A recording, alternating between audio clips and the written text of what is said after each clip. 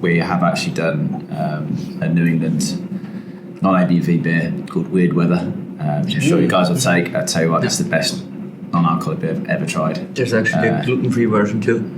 There is. It's an IPA. Yeah, it's an IPA. Be on there on draft tonight actually. So it's a gluten-free New England IPA. It's super smooth, tasty. Doesn't take anything away from the beer being gluten-free. And the next beer actually, coincidentally, is Peter Pell and Mary gluten-free. So I'm sure people know Mikkeller will know Peter Pell and Mary. It's like a classic American pale ale. Nothing more, nothing less. This is a gluten-free version. Oh, it's a bit lively. But again, lots of demand for gluten-free beers now in the market, with people being celiac.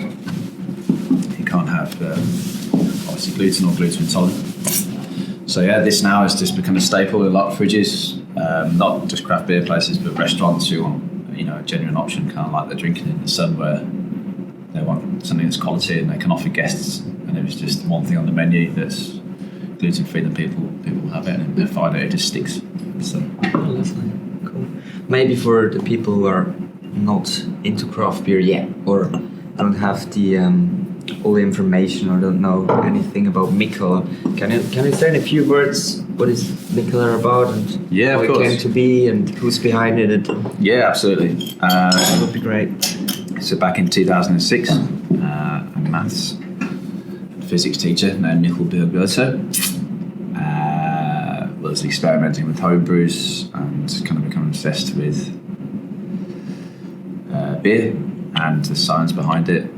And so he actually started brewing in his kitchen at home, and his first beer was actually Beer Geek Breakfast, which is this one. This is an oatmeal stout.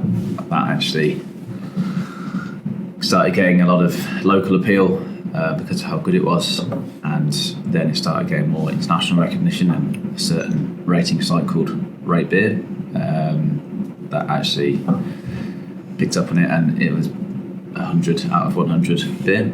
It still is. The Beer Geek one. Yeah, Beer Geek Breakfast, yeah. I think it was well ahead of its time back then, and it became really popular, and then Mikkeller couldn't keep up with demand, and then Mikkeller was kind of born out of that really, and the rest is history. So now we own 43 bars and restaurants around the world.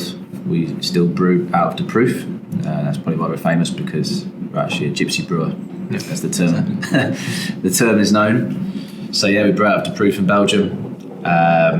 We do own some breweries now. We own one in San Diego, one in New York, which is actually below the New York Met Stadium. So that's pretty cool. It's a brew pub brewery. We own obviously co-own War Pigs Brew Pub with 3 Floyds in Copenhagen.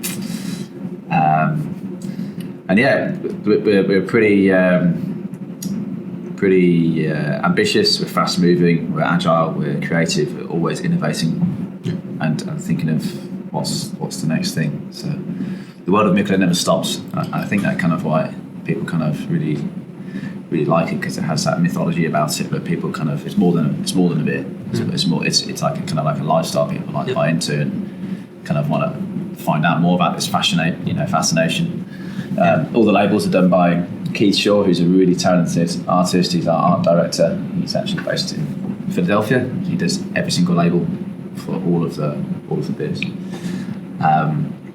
Mikkel does every single recipe. Still, he does every single recipe. That's He will sign off. I already get the pre-order list, and they're like crazy huge. I mean, selection is totally mad. Yeah, we kind of did things totally differently than a lot of other brewers who kind of started with a core range. We did it the other way around. We just kept on making different beers. Of course, obviously, you have some classics, kind of like we're drinking now, Peter Pell and Mary, Green Gold, Drinking the Sun, Beer Geek Breakfast. They obviously are brewed regularly because they have a following and people want them. But obviously we constantly looking for new ways of innovation, using different ingredients, working with different people.